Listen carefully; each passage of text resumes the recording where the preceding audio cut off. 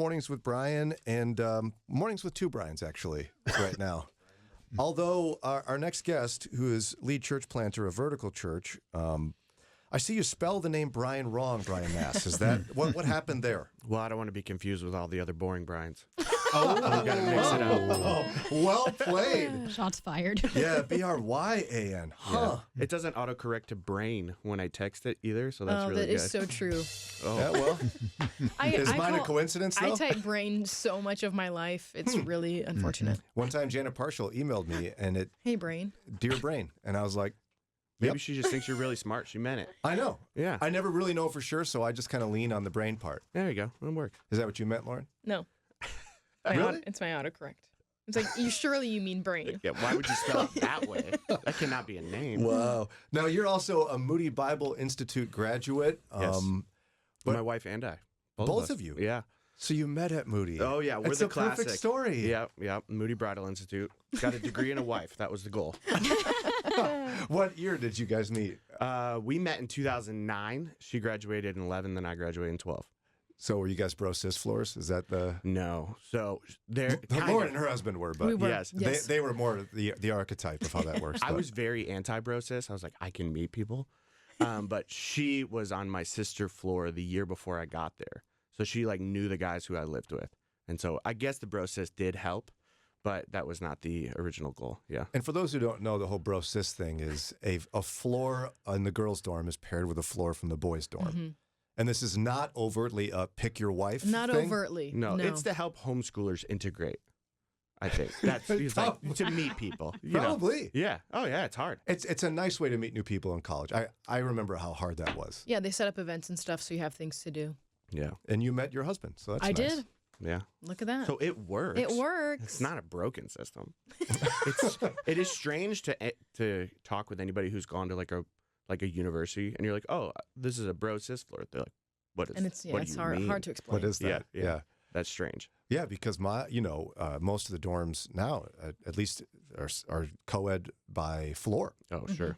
And I was in the honors dorm at my freshman year at Winona State University. That's a weird thing. Wow. Only the smart people in this store. Yeah, it was not nerdy at all. Oh, But that right. was co-ed by room, believe it or not. Wow. They weren't worried about the nerds, I think is what it was. They'll But be fine. I moved out of there after the first year. It was That'd be crazy. it was the regular people, But now you're originally from Northeast Ohio, Mhm. and what community are you from in Northeast Ohio again? We're West Siders, so I grew up, graduated from North Ridgeville High School, and so we're in North Ridgeville. We live in Elyria now, though. Now, what does the call look like to become a church planter? Because if you're going to pick the hardest thing to do in Christian ministry, I think it would probably be that. Forget missionary. Yeah. Planting a church is, I bet, the hardest thing to do. Well, it feels like it a lot of days. It's absolutely terrifying call. I feel absolutely called to pastoral ministry. God put a call in my life late in high school and then went off to Moody to get trained to be a youth pastor. And I thought youth ministry was going to be the thing forever. And then shortly after COVID, the church I was in, I was really struggling with discipleship of young kids and then discipleship of parents. And I'm in the middle trying to disciple these teenagers. And so I was sharing with another pastor. I'm like, man, I'm really struggling in this window here of parents aren't wanting this and kids aren't wanting this. And how do I? And he's like, oh, you're thinking like a church planter. And I was like, oh, absolutely not. That's a terrible idea. I'll never do that. And then for weeks, I couldn't shake it. It's all I could think about. And so Why did he say that? What is it about that feeling of being stuck between generations that means you're a church planter? Well, it was just this, you have a view outside of your normal narrow area of ministry. You want to disciple adults, and then you also want to disciple kids, and you want to be a part of your last conversation, greeting people at the door. How do we do all these things well, and how do we get them to work together? And the situation I was in, I was the youth pastor. There's somebody else for that job, and there's somebody else for that job. In a church plant world, you get to do it all because you're the only one. And so he was like, your attitude, your leadership is growing, and those are the areas that God's really gifted you. And he's like, you might want to think about church planting. And I had been a part of a church plant twice, and I was like, there's no way I want to do that. Yeah, thanks a lot, buddy. Yeah. And I shared it with my wife, and we had a good laugh, one of those like cackles, like there's no way. And then a couple weeks later, we sat down, and I was like, I think we might need to do this. And she's like, oh no, I've been thinking the same thing. God's been working in my heart the last few weeks and months. And so we started getting trained and we went into it. And so here we are 2.5 years later. I think it's amazing how the Lord does that in a married couple's life, where He moves their hearts together. And that's one of the ways you know. When I got a call to leave the Minneapolis area to move to Chicago to work for Moody, my wife's first response was, if we weren't Christians, you'd be going by yourself. Because she's like, she didn't want to go. Yeah. Our whole family was there. Yeah. I didn't really want to go. In fact, I remember when one of the interview questions was, why do you want to move to Chicago with your young family? I was like, I don't. Mm-hmm. It's probably not the right answer to the question. Yeah. I really don't. I told the guy named Bruce Everhart, I'd only come here if the Lord calls me to do it, because I don't want to leave. And it's just, God moved both of our hearts to kind of begrudgingly go, okay, fine, we'll do this. Yeah. I had a conversation with a lady at a meeting a couple weeks ago, and she came to one of our church plant meetings, and we were praying, and you could see the Spirit was moving. And so I was talking to her. She's like, I don't want to be here. I love my church where I'm at.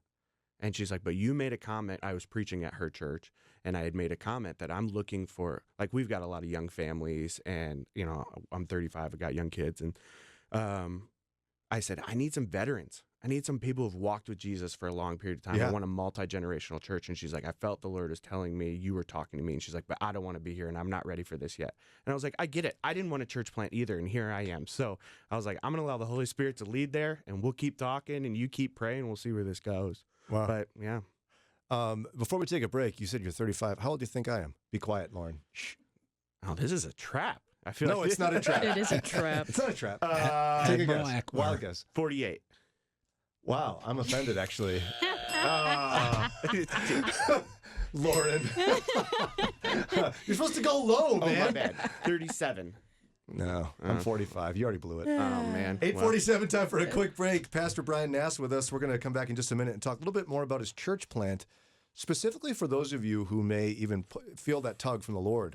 We'll tell you where they are and everything, and more of the journey here in just a couple minutes. In studio with us is Bryan Nass. He's lead church planter of Vertical Church, who is planting here in Cleveland's west side. We'll get more specific here in just a quick minute, but to back up a few steps, people are always, I think, in their life struggling with calling. And I think call to be a pastor is a very specific call.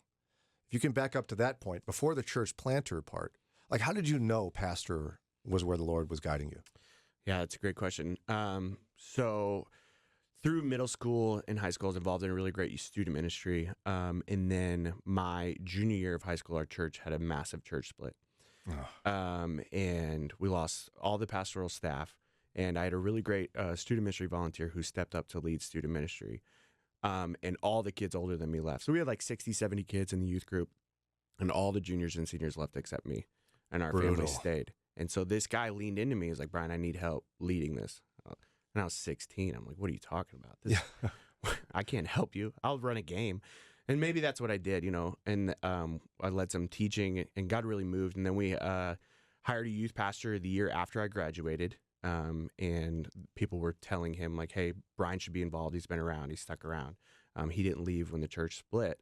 And he was a Moody grad. And he planned a trip to visit 3 different universities for some of the juniors and seniors. And I was already out of high school. I had already graduated at this point. And he took me to Moody. And in the plaza, he's like, we came here. We drove all the way here because I want you to come here. I think you're called to pastoral ministry. And That's pretty intense. I was going to school for business because I wanted to be rich. And Sure. so I was like, Yeah, bro. This is dumb. There's no way. Like, maybe I have that same reaction always. But I was like, there's no chance. And again, God just kept working on me. And I didn't have great grades. And at that time, I'm not sure all the standards now, but at that time it was pretty hard to get into Moody. And so, and I wrote some pretty terrible essays. And I'm sure Lauren did too, so don't worry. Submitted not great grades. And God moved. And then I got to Moody and had really great professors that really invested in me, good roommates. And then one thing led to another, and here we are. I appreciate that story because I think people presume it's one of those, like, the clouds part and thus saith the Lord, thou shalt be pastor. Mm-hmm. Like, you didn't want it. Mm-hmm. And I think sometimes calling ends up that way. Mm-hmm. It's not that you're miserable in what you do. No. But I mean, I sometimes even worry about the person that knows from birth they want to be a pastor. I'm like, really? Why? Yeah. Like, it's a hard job. Mm-hmm. You need to be called to it because it's such a hard job. Yeah, and now I love it. So it's like I'm not miserable at all. But, I mean, yeah. there's hard days for sure, but I'm not. I can't imagine doing anything else. I lost my job a number of years ago. I got let go, and I thought I was done, and God just pulled me right back in. It's like, okay, nope, this is where we're supposed to be. This is what we're supposed to be doing. So now, how did you determine where you're going to be planting Vertical Church? It's home. Yeah. So my whole family lives from Amherst to North Olmsted, essentially. And so aunts, uncles, cousins, grandparents. So I did a residency the last 2 years in Columbus at a church that I worked at in the past, just really learning and training to do this church planting well. And the goal was always to come back here. I had one lady in our small group. She's like, Bryan, why are you going to Cleveland? Just plant a church here. Nobody wants to go to Cleveland. And I said, that's why. Boo. And I said, but that's why I got to go. Yeah. Those are my people. That I feel a sense of calling Yeah. and responsibility to this community and these people. I love these people, and nobody's coming here, but I want to be here, and so that's why we're here. When she clearly is delusional in some way. I mean, Yes. nobody wants to be in Columbus. That's the thing, right, Daria? I mean, I did leave there, so. There we go. So you're by where family is now. How do you even? You mentioned you got to preach at a church. Yeah, I mean, in some respects, the pastors have to know yeah, that you may end up grabbing some of their people. yeah. Actually, this pastor, he's pretty incredible. He's on the west side as well, Gateway Church, and he got up at the end of the sermon and was like, "All right, some of you have to leave and Wow. go with him." And so God's calling you to go and support him. So he's he's one of our supporting churches. And so he is actively recruiting people away from his church to go with us. What do you make of that as a church planter? I love it. It's missional. And so not hoarding people, not trying to grasp and hold on to people. We're kingdom minded. And so he's like, there's people in the area where you are planting that go to our church. So they need to go to your church and be. And so we've got a good network on the west side. There's about 5 of us churches that we kind of do a number of things together. The pastors were really tight, and we get along really well. And so he's one of those guys, and he's just really leading that charge of just like, just sharing people and sharing resources. And yeah, they're pretty incredible. That's how it should be too. And it's even, you talk sometimes to people who are on elder boards or are pastors, and you hear about particular congregants who are miserable. And it's not a good fit for them where they are. But Sure. for whatever reason, they think their job is to just be miserable. Right. In this church, when really maybe God's calling you to go to the next place. Yeah. I mean, I don't think we need to view necessarily. I think we need to commit to a church body. Oh, But we need to absolutely. be open to God's calling to go somewhere else at some point. Yeah. Have you ever read the book by J.D. Greer, Gaining by Losing? Okay. So I don't read much, so that's part of the problem. You Yeah. can get an audiobook. You can listen I'll to it. do that. Back and forth to work. Maybe. Is there a podcast version or? But his whole premise is that we send our best people. We're going to send our best people, and it gives room for new people to step up into positions and to roles and to grow in their calling. And so we got to send people. We share, and he's sometimes we send people that's like, man, I don't want to see them leave. That's gonna hurt. But God really uses that as an opportunity of us, leaning into trusting him and that he's going to fill those voids and financially and serving and all the different things that people, get involved in a church. And so Pastor Dan has really leaned into that and done a really good job with that and really supported us. I love that church culture. And I think, I love that he got up and said, some of you need to leave. That's bold. Yeah. But it does set that standard of like, we are not the church where this is where you get saved and every other church, not sure about them. Yeah. No, you need to have this open hand, I think. We're not in a church. competitors. No, we're not competitors at all. There's plenty of lost people out there that all of our churches could be filled. Amen. And That's so right. The fields are white for harvest. So let's all get out there. Let's go. Yeah. So how did, to get more specific now, what about a location? Like exactly where are you in case folks are interested in when do you really launch? Yeah, so our goal is to launch in like September, October time right now. We're looking probably early October. We are planning as of now to launch out of the new North Ridgeville Academic Center, which is the new North Ridgeville Middle School. So we toured there recently, and they're going to allow us to use their facility for setup and tear down, which is great.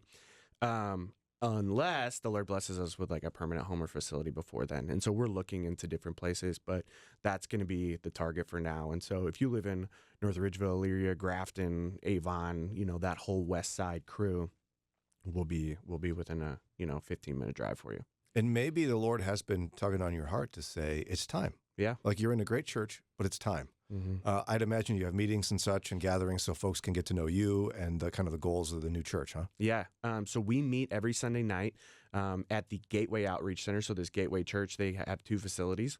And one of their facilities is an outreach center. So they gave me an office and then has a small auditorium and just like a foyer and some kids stuff. And so we meet there every Sunday night at 6:30. And the easiest way probably is go to our website. There's a contact form on there, and there's also an events page on there. You can kind of see what's going on because every once in a while we have a Sunday night off because there's something going on or whatever. But yeah, we meet at Gateway, and that's in North Ridgeville, so just off Center Ridge Road, North Ridgeville. What's the website? Vertical.Family. Can you believe that was still available? That's Yeah, Vertical.Family.